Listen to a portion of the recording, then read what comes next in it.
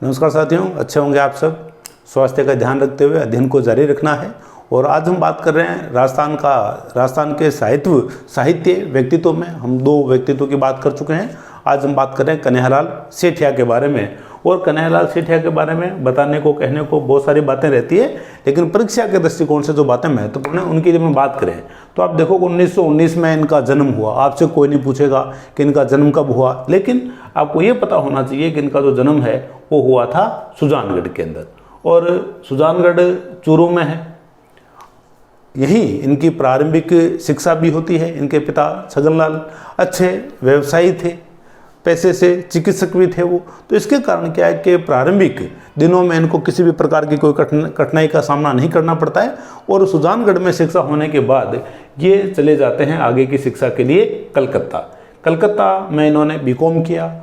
और इसके बाद में 1934 के अंदर हम देखते हैं कि जो स्वतंत्रता संग्राम हमारा रहा है उसके नायक महात्मा गांधी थे। और 1934 में ये मिलते हैं महात्मा गांधी से। और महात्मा गांधी से मिलने के बाद इन्होंने एक तो हरिजन उत्थान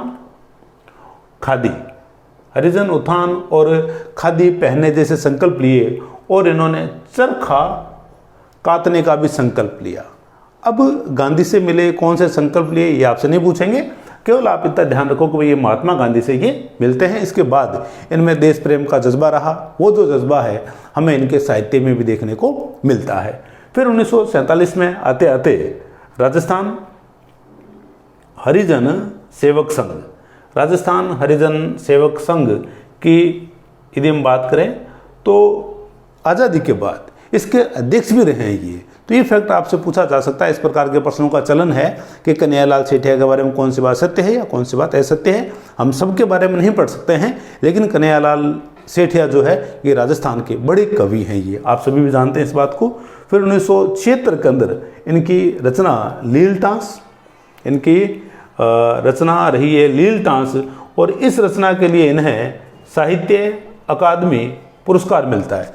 इसी कारण आप देखो लील टांस बहुत बार पूछी जाती है। वजह ये कि इसी रचना के लिए इनको साहित्य अकादमी पुरस्कार मिला। फिर 2004 में इन्हें पद्मश्री पुरस्कार से सम्मानित किया गया। सेकंड ग्रेड में ये प्रश्न पूछा गया था कल्ला जिला बाई को पद्मश्री पुरस्कार कब मिला था। उन्हें 82 में मिला था, 1982 में मिला था। और इन्हें 2004 में पद्मश्री पुरस्कार मिलता है। ये चीज़ आपको ध्यान होनी चाहिए। फिर 2012 के अंदर 2012 में हम देखते हैं कि राजस्थान के बहुत सारे ऐसे व्यक्तित्व थे जिनको राजस्थान रत्न पुरस्कार से सम्मानित किया गया था। तो कन्हैयालाल सेठिया भी उनमें से थे जिनको राजस्थान रत्न पुरस्कार मिला। अब ये जो इनके बारे में ये तो सामान्य इनके बारे में बातें रही, लेकिन विशेष जो बात है वो है इनका साहित्य।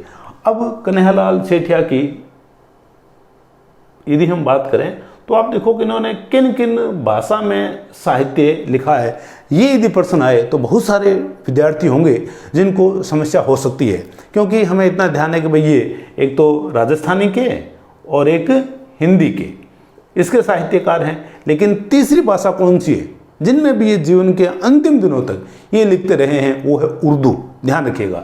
तो ये 3 भाषाओं में ये लिखते हैं और इनके तीनों के ही ये अच्छे साहित्यकार थे, तो राजस्थानी, हिंदी और उर्दू। फिर कन्हैयालाल सेठिया की जब हम रचनाएं देखते हैं तो एक रचना है इनकी पीथल और पाथल। पीथल और पाथल की जब हम बात करते हैं तो इसके अंदर पृथ्वीराज राठौड़, जिनकी बात हम कर चुके हैं, पृथ्वीराज राठौड़ और महाराणा प्रताप के बीच में संवाद है। अरे घासरी रोटी ही जद बन बिलावड़ियो ले भाग्यो। क्या रचना है। और ये रचना है जिसने कन्हैयालाल सेठिया को अमर कर दिया। इसी प्रकार की एक और रचना धरती धोरारी हम में से शायद ही कोई ऐसा होगा जिसने ये गीत सुना नहीं होगा। धरती धोरारी सुरगा ने शर्मावे पर देव रमण ने आवे, इरो जस नर नारी गावे धरती धोरारी।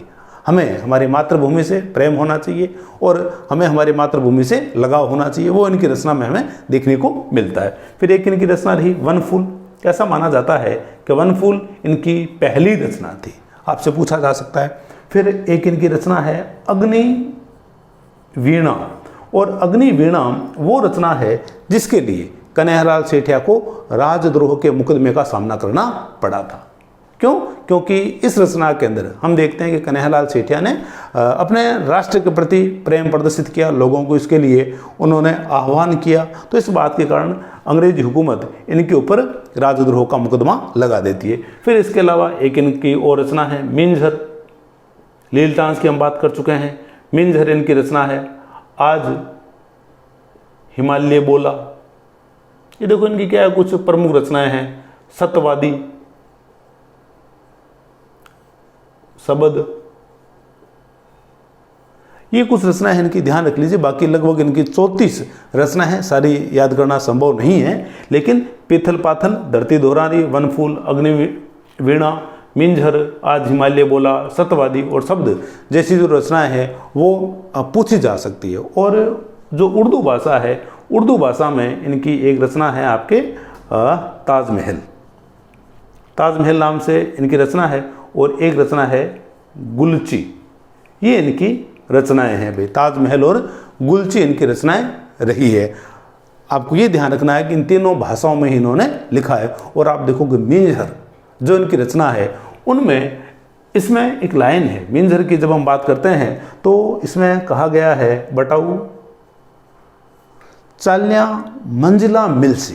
कितनी शानदार बात है। बटाऊ, बटाऊ हमारे यहाँ कहते हैं अतिथि को, बटाऊ चाल्या मंजिला मिलसी, मतलब कर्म करते रहोगे तभी तुम्हें मंजिल मिलेगी, अन्यथा आप यदि सो रहे हो, बैठे हो और सपने संजो रहे हो तो सपने आपके पूरे होने नहीं है। इसके लिए आपको कर्म करना पड़ेगा, मेहनत करनी पड़ेगी। ये हमें मिंजर के माध्यम से बता रहे हैं। तो बात हुई कन्हैयालाल सेठिया की। ये वीडियो आपको कैसा लगा आप कमेंट में जाकर के ज़रूर बताइएगा। यदि आप लोगों को ठीक लगे तो अपने दोस्तों के साथ इसको शेयर कीजिए, चैनल को खुद भी सब्सक्राइब करें और अपने दोस्तों से भी करवाएं। और विजन जो हमने सीरीज चला रखी है, विजन हमारी अनवरत चलने वाली सीरीज़ रहेगी, जिसके अंदर मैं लगातार वीडियो उसमें डालता रहूँगा। वहाँ हमने 7वीं विधानसभा की बात की है। अब जल्दी मैं उसमें वीडियो आगे डालूँगा। जल्दी मिलते हैं अगले वीडियो के साथ।